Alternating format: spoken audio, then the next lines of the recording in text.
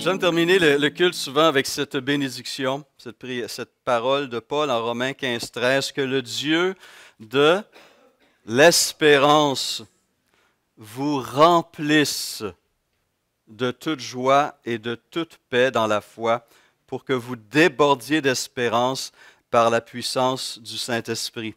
Ce premier dimanche de l'Avent, c'est ce thème d'espérance, c'est ce Dieu d'espérance que nous voulons mettre de l'avant et nous rappeler que notre histoire, comme je disais tantôt dans ma prière, notre histoire se poursuit. Aujourd'hui n'est pas la fin du récit et le dernier mot appartient toujours à Dieu. Et ce dernier mot va le glorifier et va se terminer dans la gloire et dans la louange de notre part. Mais parfois, le parcours n'est pas facile, même il est très difficile. Et dans ces moments-là, nous avons besoin de porter nos regards à nouveau sur ce Dieu d'espérance. Et ce matin, j'aimerais vous inviter à regarder avec moi un psaume qui nous présente un contexte de vie chez David extrêmement difficile. C'est le psaume 3.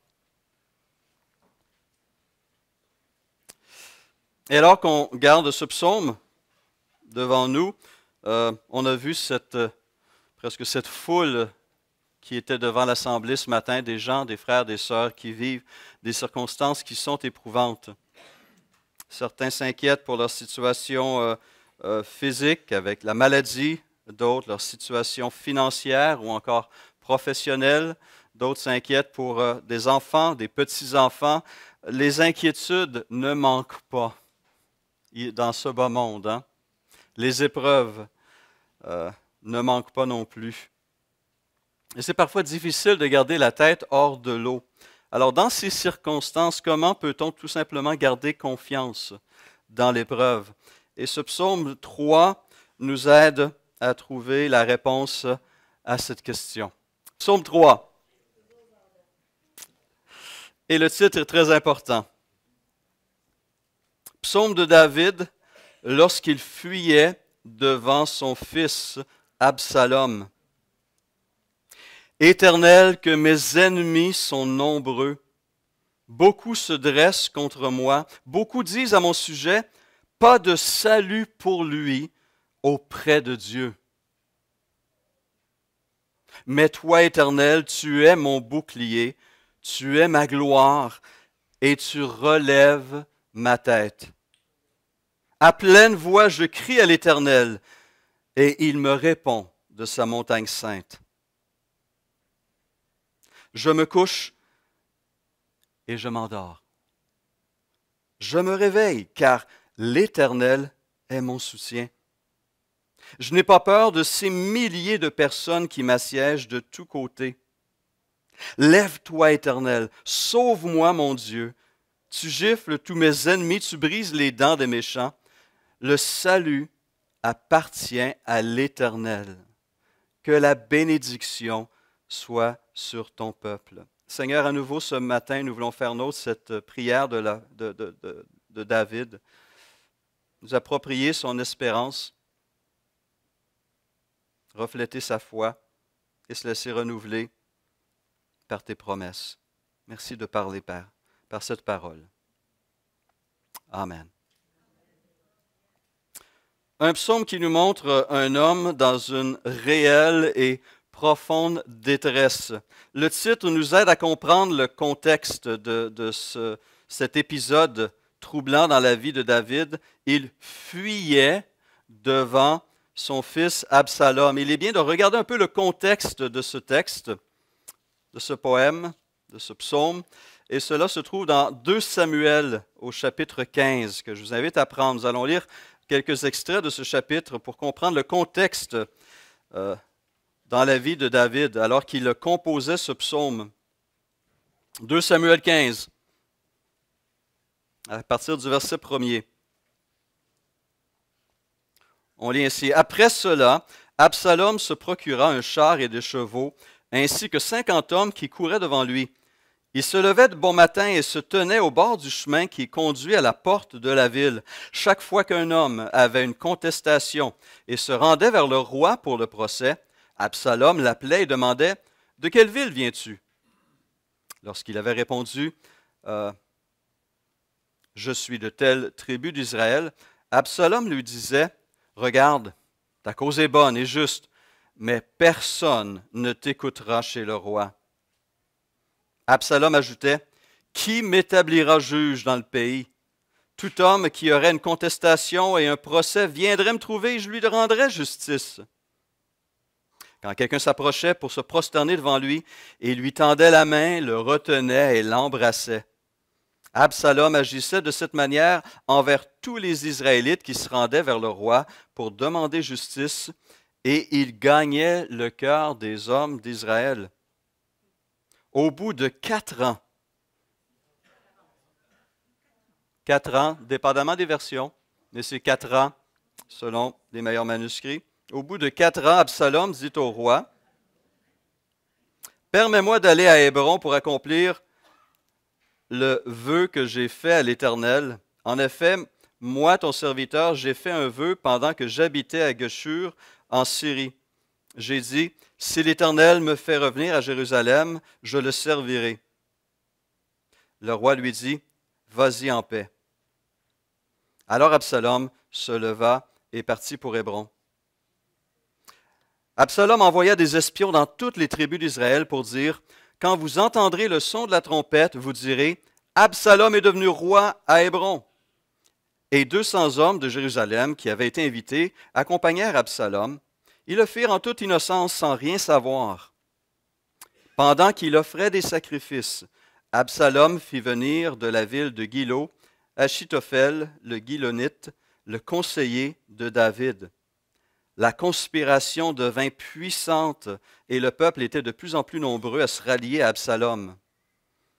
Quelqu'un vint informer David en disant, « Le cœur des Israélites s'est attaché à Absalom. » David dit alors à tous ses serviteurs qui se trouvaient avec lui à Jérusalem, « Levez-vous, prenons la fuite, car il n'y aura aucun moyen pour nous d'échapper à Absalom. Dépêchez-vous de partir, autrement il ne va pas tarder à nous rattraper et il nous précipitera dans le malheur et frappera la ville du tranchant de l'épée. » Les serviteurs du roi lui dirent, « Nous ferons tout ce que mon seigneur, le roi, voudra. Nous sommes tes serviteurs. » Le roi sortit, suivi de toute sa famille, et il ne laissa que 10 concubines pour garder le palais. Le roi sortit donc, suivi de tout le peuple, et ils s'arrêtèrent à la dernière maison. Tous les serviteurs, tous les Kérétiens et tous les Pélétiens avançaient à ses côtés, tandis que tous les Gatiens, 600 hommes qui l'avaient suivi depuis Gath, passaient devant lui. Et on a ce portrait au verset 23, que toute la région était en larmes, et l'on poussait de grands cris au passage de tout le peuple. Le roi passa le torrent du Cédron ainsi que tout le peuple en face du chemin qui conduit au désert. Et lui-même, David, verset 30, gravit le mont des Oliviers. Il montait en pleurant et la tête couverte, et il marchait pieds nus. Tous ceux qui l'accompagnaient se couvrirent aussi la tête, et il montait en pleurant.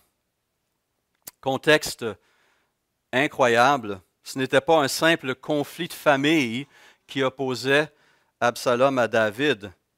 David était confronté à la pire crise de son règne.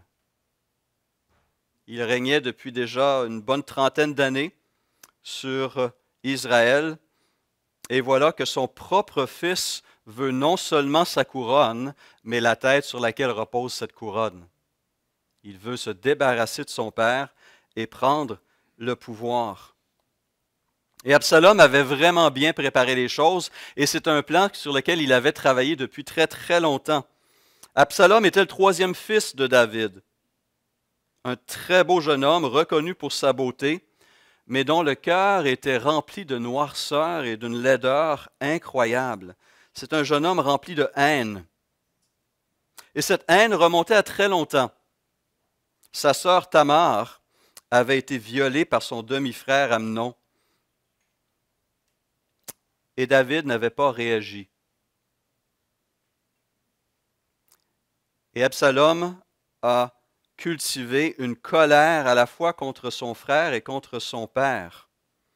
Et pendant 2 ans, Absalom a gardé cette situation sous couvert. Mais un plan a été élaboré dans son esprit qui a abouti à l'assassinat de son demi-frère. Il a préparé une fête, il a invité tous ses frères et ses sœurs, et durant cette fête, il en a profité pour assassiner son frère Amnon. Suite à cela, il a pris la fuite, il a été dans le pays de sa mère, et où il est resté en exil pendant 2 ans. Grâce à l'intervention du général de David, Joab, il y a eu une réconciliation et Absalom a pu revenir à Jérusalem. Mais encore là, 2 années se sont écoulées avant que Absalom soit lui-même réellement accueilli, accepté dans la présence de David. Finalement, cela a lieu et à partir de ce moment, pendant 4 ans, Absalom prépare son plan pour prendre le pouvoir et pour chasser son père. Toutes ces années ont été marquées par la colère et la haine. D'abord contre son frère, mais aussi très probablement contre son propre père qui n'avait pas exercé la justice envers son frère, son fils, Amnon, qui avait violé sa sœur. Et on entend un écho de cela dans les propos même d'Absalom alors que les Israélites venaient consulter le roi, venait demander justice. Il disait, vous n'allez pas trouver de justice ici. Il n'y en a pas devant la cour du roi. Et il lui a montré un cœur très ouvert, très chaleureux, et de plus en plus d'Israélites se tournaient vers lui et regardaient à lui et s'attendaient à lui. Jusqu'au jour où cette révolte explose. Encore une fête à Hébron est utilisée pour préparer son complot, et Israël se tourne vers Absalom et le proclame roi. Imaginez la trahison d'un fils, une trahison d'une telle ampleur. Un des siens. Quelle douleur, quelle souffrance David a dû expérimenter. Mais la trahison d'Absalom ne sera pas la seule qui blessera le cœur de David. On apprend que son plus influent, son plus puissant conseiller, Achitophel, se joint au complot d'Absalom. Imaginez, on disait de ce conseiller de David, Achitophel, que sa parole avait un tel poids que ses conseils avaient autant d'autorité que si l'on avait consulté l'Éternel. C'est ce qu'on disait d'Achitophel en 2 Samuel 16, 23. Ses paroles avaient un poids énorme, une influence incroyable. Pourquoi ce conseiller s'est-il joint à Absalom? Il y a des éléments qu'on constate lorsqu'on réalise qu'il était le grand-père de Bathsheba. Et cela pointe vers ce qui s'est passé entre David et Bathsheba et le meurtre du mari de Bathsheba, Uri. Son fils, son plus puissant conseiller, puis ses propres citoyens, ceux qu'il avait défendus, protégé, dirigé pendant plus d'une trentaine d'années, le rejette. L'ampleur de la rébellion, l'ampleur de la crise est sans précédent. Alors on comprend l'image que 2 Samuel 15 nous présente, celle d'un roi abattu en pleurs, la tête couverte en signe de deuil, marchant pieds nus et tête baissée. Et parfois on se sent comme David, n'est-ce pas? Il y en a aujourd'hui, je sais, se sentent comme David, abattus, découragés, en proie à des inquiétudes, des pressions, une opposition. Et il est normal de sentir ce poids et de courber l'échine de temps en temps. Mais ce n'est pas tout. Il y a un autre élément dans le psaume de David qui reflète un peu une campagne de désinformation où un mensonge circulait et cherchait à décourager, à démoraliser David. Comment appelle-t-on David? Un homme selon le cœur de Dieu, n'est-ce pas? C'était un des titres, une des expressions pour décrire David. C'était un homme qui était entièrement consacré à son Dieu. Et malgré ses nombreuses failles et ses nombreux péchés, il aimait profondément Dieu. Il avait cherché à l'honorer dans sa vie, à le servir le plus fidèlement possible. C'est en son nom et par sa force qu'il avait affronté le géant Goliath. C'était les guerres de l'Éternel qu'il avait livrées contre les ennemis d'Israël. C'était sa gloire qu'il mettait de l'avant dans ses poèmes qu'il écrivait. Il était un grand compositeur. Il nous a laissé ses psaumes qui reflètent cette louange qui était sur la bouche et dans le cœur de David constamment. David avait la conviction que c'était l'Esprit de l'Éternel qui parlait par lui et c'était sa parole qui était sur sa langue. Il marchait devant son Dieu, il servait son Dieu, il adorait son Dieu. Et voilà ce qui a donc probablement apporté le plus de tristesse encore et qui aurait pu l'écraser, étaient les paroles que ses nombreux ennemis répétaient et qu'il rapporte dans le psaume 3. Beaucoup disent à mon sujet, pas de salut pour lui auprès de Dieu. Ces paroles étaient probablement les plus douloureuses et les plus inquiétantes que David ait entendues ce jour-là. Parce que depuis longtemps, il avait compris que ce qu'il était devenu, ce qu'il avait accompli était par la volonté et par la puissance de Dieu et non par la sienne. À un autre moment, il aura écrit ceci. Quand des méchants s'avancent contre moi pour dévorer ma chair, ce sont mes persécuteurs et mes ennemis qui chancellent et tombent. Si une armée se campait contre moi, mon cœur n'aurait aucune crainte. Si une guerre s'élevait contre moi, je serais malgré cela plein de confiance. Pourquoi? Comment? Il le dit au tout début de ce psaume 27. L'Éternel est ma lumière et mon salut. De qui aurais-je crainte? L'Éternel est le soutien de ma vie. De qui aurais-je peur? Mais si ce que ses ennemis affirment est vrai, si Dieu n'est plus pour lui mais contre lui, s'il l'a abandonné, alors même une armée d'1 million d'hommes ne lui serait d'aucune utilité. Il était réellement sans espérance. Tout était bel et bien perdu. Je lisais tout récemment le témoignage d'un académicien britannique, un dénommé Timothy Weeks, qui vient d'être libéré le mois dernier, en novembre, après 3 années comme prisonnier des talibans en Afghanistan. 6 tentatives avaient été faites pour le libérer, aucune n'avait réussi. À certains moments, les soldats américains étaient à la porte de sa prison et on l'a saisi, puis on l'a fait passer par un tunnel, puis on a réussi à s'enfuir avec lui. 3 ans comme prisonnier des talibans. Il vient d'être libéré suite à un échange de prisonniers. Et lorsqu'il a été interviewé par les médias, il a dit ceci, « Si tu n'as plus d'espoir, il ne te reste plus rien. Si tu perds espérance, si tu perds l'espoir, tu n'as plus rien. » Nous vivons grâce à l'espérance aussi. Mais une espérance qui est enracinée dans un vécu aussi, n'est-ce pas? Dans des promesses qui ont été accomplies et des promesses qui s'accomplissent, mais aussi d'autres qui vont s'accomplir parce que Dieu est un Dieu de parole. Et c'est pourquoi, à partir du verset 4, après avoir manifesté sa confusion, David exprime sa confiance. La confiance dans son Dieu. Il ne se laisse pas écraser par la crise, ni affecté par les mensonges de ses ennemis. La crise est là, la crise est réelle, la crise est énorme, elle est majeure. Mais David garde confiance dans son Dieu. Et il continue à croire à ses promesses à son égard. Et c'est ce que les versets 4 et 5 manifestent, dans lesquels il réaffirme sa foi dans le salut de Dieu.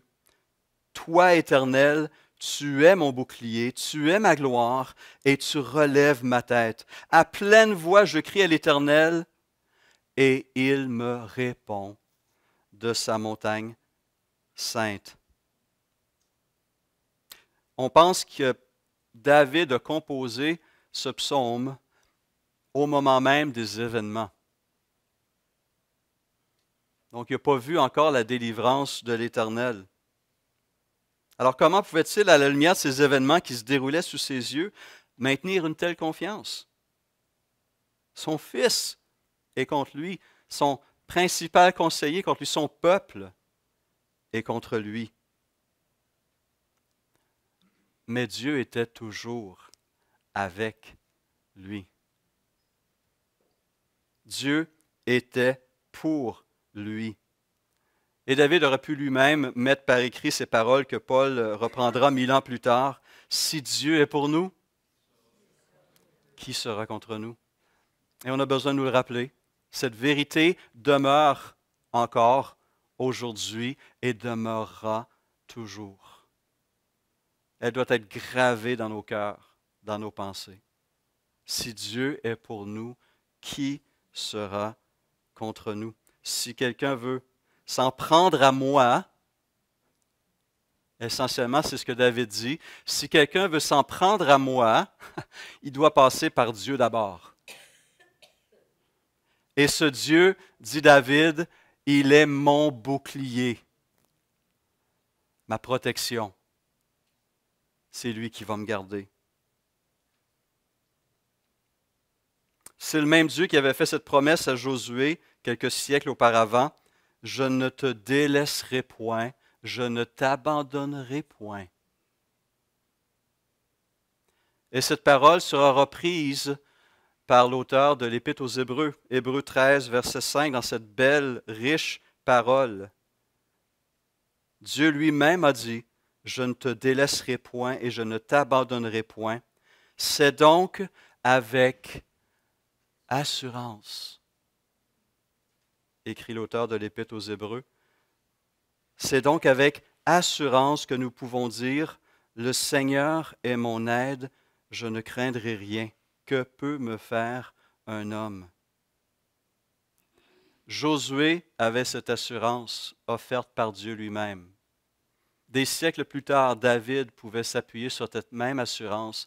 Et nous aussi, 2000 ans après que l'auteur de l'Épître aux Hébreux a mis cela sous sa plume, nous pouvons aussi nous appuyer sur cette même promesse de Dieu. Avec assurance, nous pouvons dire, « Le Seigneur est notre aide, nous ne craindrons rien. » Que peut nous faire un ou des hommes?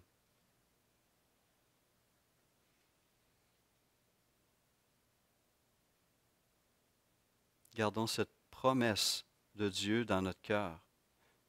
Frères et sœurs, il nous dit encore ce matin, « Je ne te délaisserai point, je ne t'abandonnerai point. » Et les conséquences qui découlent de cette vérité sont nombreuses. Celui, entre autres, qui conseille David est beaucoup plus sage que celui qui conseille Absalom. Alors qu'on disait d'Achitophel que ses conseils avaient autant d'autorité comme que si l'on avait consulté l'Éternel, David, lui, consulte directement l'Éternel. Et ce Dieu, soulignera le prophète Ésaïe quelques siècles plus tard, ce Dieu, Jésus, est un admirable conseiller. On entend les bonnes paroles, on reçoit les bons conseils, on est dirigé correctement. L'attitude que David a cultivée envers Dieu n'en était pas une de rébellion contre son Dieu. Pourquoi Dieu permet cela? Il aurait pu. Et à certains moments, il le faisait au début. On lit ses psaumes et dans certaines circonstances, David n'hésite pas à « Seigneur, je ne comprends pas là, viens, débattons. » Des fois, on se sent comme ça aussi. Mais on voit comment David évolue dans sa réflexion et dans sa relation, et il ne se rébelle pas, mais il garde une attitude de soumission. Et cette soumission est manifestée, entre autres, dans ses paroles au prêtre Tsadok qui voulait l'accompagner avec l'arche de l'Alliance. Et David lui dit de retourner à Jérusalem avec ces mots. Il dit « Ramène l'arche de Dieu dans la ville. Si je trouve grâce aux yeux de l'Éternel, il me fera revenir ici, et me fera revoir l'arche et son sanctuaire. Mais s'il dit, je ne prends pas plaisir en toi, je suis prêt, qu'il me fasse ce qui lui semblera bon. Une attitude de soumission totale à la volonté de Dieu pour sa vie. Et c'est parce que David a manifesté une telle soumission qu'il a continué à garder les yeux fixés sur Dieu, à se tourner vers lui et à s'attendre de lui. Et lorsqu'il a appris qu'Achitophel s'était joint à la conspiration d'Absalom, il a fait une très courte prière que Dieu a entendue. Éternel, réduis à néant les conseils d'Achitophel. Et c'est exactement ce qui s'est passé. David pouvait réaliser que ceux qui luttent pour lui sont plus nombreux que ceux qui luttent contre lui. On a besoin de réaliser que lorsque Dieu est avec nous, lorsque Dieu est pour nous, toutes les ressources du ciel sont placées à notre disposition. J'aime, et certainement je ne suis pas le seul, j'aime me rappeler cette histoire avec le prophète Élisée, à qui Dieu révélait les plans du roi de Syrie. Et Élisée allait avertir le roi d'Israël pour dire, fais attention, le roi de Syrie s'en vient là avec son armée, il s'en vient là avec son armée, évite ces régions pour ne pas être tombé dans les guet-apens. Le roi de Syrie est tout frustré, pensant qu'il y a un traître dans sa garde rapprochée. On lui apprend que c'est le prophète Élisée à qui Dieu révèle ces choses. Alors le roi de Syrie envoie, nous dit le texte de 2 Rois 6, des chevaux, des chars et une forte troupe qui arrivèrent de nuit et qui enveloppèrent la ville. Le serviteur de l'homme de Dieu se leva de bon matin et sortit, et voici, une troupe entourait la ville avec des chars et des chevaux. Et le serviteur dit à l'homme de Dieu, « Ah, mon Seigneur, comment ferons-nous? » Et Élisée répond, « Ne crains point, car ceux qui sont avec nous sont en plus grand nombre que ceux qui sont avec eux. » Élisée pria et dit, « Éternel, ouvre ses yeux pour qu'il voie. » Et l'Éternel ouvrit les yeux du serviteur qui vit la montagne pleine de chevaux et de chars de feu autour d'Élisée. Sur le coup, ce serviteur ne l'a pas vu, ce secours qui était bel et bien là. Il était aveugle à cette réalité, mais cela n'enlève pas le fait que Dieu avait envoyé ses chars et ses chevaux pour garder son serviteur. Alors, on est conscient que certains croyants vont se détourner de Dieu dans l'épreuve. Certains vont reprocher à Dieu de ne pas les aimer, vont le blâmer pour ses souffrances et ses douleurs, vont l'accuser de le traiter injustement. On a des moments comme ça de faiblesse et de doute. Mais la réalité demeure que Dieu, lui, reste fidèle. Et que ses promesses qu'il a faites envers nous sont oui et oui, amen et amen. Dieu ne change pas. Dieu n'est pas un homme pour mentir, ni fils de l'homme pour se repentir. Et au cœur de nos ténèbres, nous devons nous rappeler ces choses. Nous devons garder les yeux fixés sur celui qui est la lumière, qui vient briller dans les ténèbres et qui apporte la délivrance avec lui. Un Dieu fidèle. Et David manifeste sa confiance dans ce Dieu-là.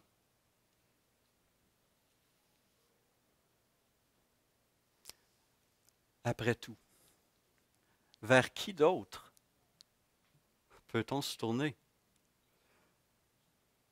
Sur qui d'autre peut-on s'appuyer, sachant que cet appui est fidèle, est solide, est fiable? Et David va manifester son espérance et sa confiance dans ces paroles. L'Éternel, toi tu es mon bouclier, tu es ma gloire et tu relèves ma tête. Et il exprime une confiance encore plus remarquable. Je me couche, un peu comme Jésus dans la tempête, n'est-ce pas, sur le lac de Galilée, une tempête fait rage tellement grande que même des pêcheurs expérimentés comme Pierre, Jacques et Jean paniquent. Jésus dort, sachant que son Père prend soin de lui, même au cœur des tempêtes. Ou encore passons à Pierre qui réussit à s'endormir dans une prison d'Hérode à Jérusalem la veille du jour où il sera condamné à mort par Hérode. Il réussit à dormir. Il faut un bon coup de pied d'un ange pour le réveiller et l'amener à sortir de cette prison. Dieu délivre. Et au cœur de nos circonstances les plus sombres, Dieu n'a pas dit le dernier mot. Le récit n'est pas terminé.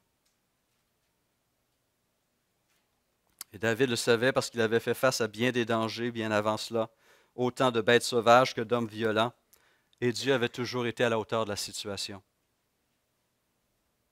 Je me couche et je m'endors. Après la confusion vient la confiance, et avec cette confiance se manifeste la célébration dans les versets 6 à 9. Encore une fois, nous datons ce psaume au moment même des événements, et on imagine David qui se réveille le lendemain de sa fuite, avant même que le combat commence, et il anticipe déjà la victoire. Je me couche et je m'endors, je me réveille car l'Éternel est mon soutien. Je n'ai pas peur de ces milliers de personnes qui m'assiègent de tous côtés. Lève-toi, Éternel, sauve-moi, mon Dieu. Tu gifles tous mes ennemis, tu brises les dents des méchants. Le salut appartient à l'Éternel. David pouvait se lever avec confiance parce qu'il savait que son Dieu s'était levé pour lui et pour lui donner la victoire sur ses ennemis. Et la foi de David n'a pas été vaine. Dieu est intervenu, il a combattu avec eux, il a combattu pour eux. Et en 2 Samuel 18, on a la conclusion de ce combat incroyable qui a fait rage. Et la conclusion est particulièrement intéressante. 2 Samuel 18, 6 dit ceci. Le peuple sortit dans la campagne à la rencontre d'Israël, et la bataille eut lieu dans la forêt d'Éphraïm. Là, le peuple d'Israël fut battu par les serviteurs de David. Il connut ce jour-là une grande défaite en perdant 20 000 hommes. Énorme. Et voici comment ça s'est vécu. Verset 8. Le combat s'étendit à toute la région, et la forêt fit ce jour-là plus de victimes que l'épée parmi les membres du peuple. Sans que les soldats aient vraiment à combattre, ils ont combattu, mais la plupart de leurs ennemis ont été vaincus par des circonstances qu'ils ne contrôlaient pas, mais que Dieu contrôlait à travers cette forêt.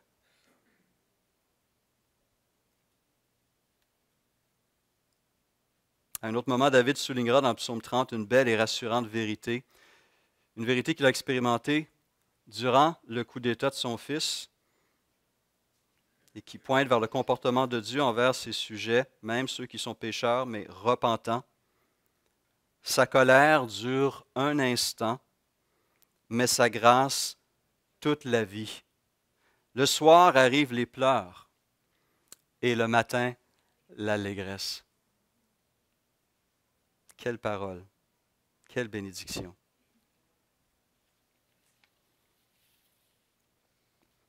L'apôtre Paul, à cause de sa fidélité à Dieu, à l'appel de Dieu sur sa vie, expérimentera aussi des épreuves qui nous dépassent. Vraiment. Qui écraserait n'importe qui. Mais voici comment il résume cet épisode, ces moments, ce ministère, cette vie, en 2 Corinthiens. Il dit, nous sommes pressés de toutes parts, mais non écrasés. Inquiets, mais non désespérés. Persécutés, mais non abandonnés. Abattus, mais non anéantis. Nous portons toujours avec nous dans notre corps l'agonie du Seigneur Jésus, afin que la vie de Jésus soit aussi manifestée dans notre corps. En effet, nous qui vivons, nous sommes sans cesse livrés à la mort à cause de Jésus, afin que la vie de Jésus soit elle aussi révélée dans notre corps mortel. Ainsi la mort est à l'œuvre en nous, mais la vie aussi. Dieu est pour nous un refuge et un appui, un secours toujours présent dans la détresse. Frères et sœurs, puissions-nous garder ces vérités devant nous, non seulement ce matin, mais demain matin et chaque matin de cette semaine.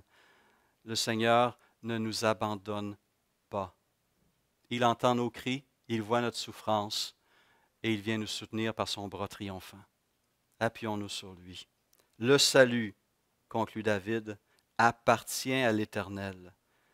Que ta bénédiction soit sur ton peuple. Seigneur, je te prie cette prière, que ta bénédiction repose sur tous mes frères et sœurs ici présents ce matin, sur ton peuple ici à Québec, au Québec, ton peuple à travers le monde. Seigneur, il y a un seul peuple et il y a un seul vrai Dieu, un Dieu qui est fidèle et bon. Et c'est ce Dieu que nous adorons encore ce matin, que nous adorons jusqu'à notre dernier souffle, parce qu'il mérite les plus belles de nos louanges. Et nous prions encore, Seigneur, que ton règne vienne et que ta volonté soit faite sur la terre comme au ciel. Et nous crions, comme nos frères et nos sœurs qui nous ont précédés, Maranatha, viens, Seigneur, viens. Que ton règne de justice soit pleinement établi. Amen.